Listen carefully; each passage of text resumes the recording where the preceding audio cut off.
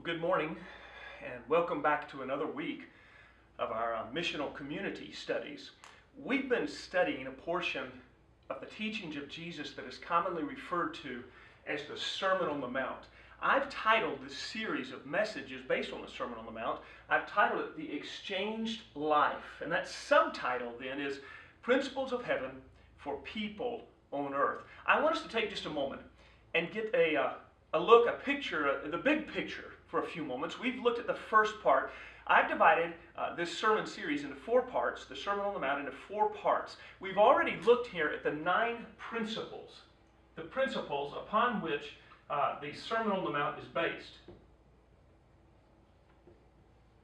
There were 9 of them, recall, and that came from Matthew chapter 5, verses 1 through 12. Next, we're going to begin to look at the purposes, verses 13 through 16. The purposes of the exchanged life. And there are 2 of them that Jesus gives. 2 purposes of the exchanged life. Jesus used some things that we're very familiar with, salt and light, to help us understand what those purposes are. We're going to discuss them in more detail. Then, after we do the purposes, we're going to look at the practices of the exchanged life. Jesus is so practical, and he actually gives 17 practices. It takes up the bulk of the Sermon on the Mount. It goes from Matthew chapter 5, verse 17, through chapter 7, verse 12. And there Jesus is going to give us 17 everyday practices of how to implement this exchanged life. And then finally, we're going to look at the proofs of the exchanged life. And we find those proofs are listed in chapter 7, verse 13 through 19. And there are 3 proofs of the exchanged life. So you see the overview here of this whole sermon series. We've got the principles. We've already studied those. Those are the Beatitudes. We've got the purposes. There are 2 of them. There are 17 practices. And then there are 3 proofs of the exchanged life that we find in our life. Let's think about this Sunday's message a little bit. Jesus said this. We're starting the purposes. You are the salt of the earth. Matthew chapter 5, verse 13 through 16. You are the salt of the earth. But if the salt has become tasteless, how can it be made salty again? It is no longer good for anything except to be thrown out and trampled underfoot by men. Verse 14. You are the light of the world. A city set on a hill cannot be hidden, nor does anyone light a lamp and put it under a basket, but on a lampstand, and it gives light to those that are in the house. So let your light so shine before men in such a way that they may see your good works and do what? Glorify your Father who is in heaven. I want to summarize those verses 13 through 16, in 2 phrases. Here it is. First of all, as salt, you are an influence for God's grace. As salt, you are an influence for God's grace. And second, as light, you are a witness for God's glory. As light, you are a witness for God's glory. You see, as salt, we demonstrate what it means to live for God. Our daily lifestyle should be a living demonstration of what it means to be a follower of Jesus Christ. Before the people who live in the world around us, before they ever begin to live the exchanged life themselves, they are seeing it demonstrated in us. We are salt. We are an influence in their lives for God. And then as light, we reveal what God has done in our lives.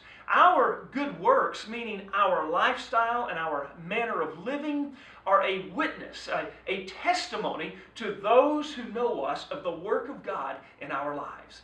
When people we know see the difference that God has made in our life, it brings Him glory. So let's say it again. As salt, you are an influence for God's grace. And as light, you are a witness for God's glory. I might say it this way. As salt, we are an influence for God on earth. And as light, we are a witness for God in the world. Now let me suggest that your class gives some thought to 2 critical questions about salt. That's what we're studying this Sunday. First of all, how do Christians salt the earth? In other words, how are Christians salty? And the second question is, how do Christians lose their saltiness?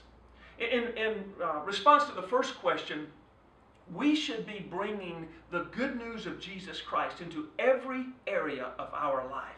That's our influence, our witness. Wherever we are, whatever we do, whoever we are with, we should be salt and influence for Jesus Christ. Now, how do we do that?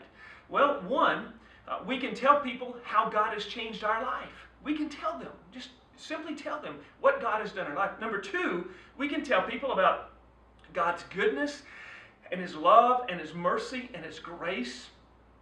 Number three, we can tell people that God has a plan and a purpose for their life.